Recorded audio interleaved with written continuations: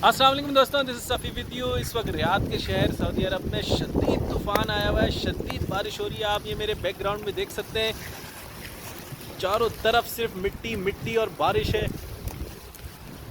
ये पीछे आप देखिए, ये कुछ नज़र नहीं आ रहा है, हर चीज़ ऑरेंज हुई है और मैं सिर्फ आपको दिखाने के लिए यहाँ बाहर आया था।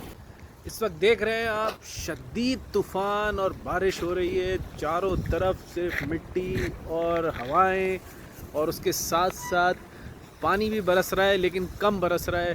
तो लेट्स सी, देखें ये कब तक और कहाँ तक जाके ये रुकता है।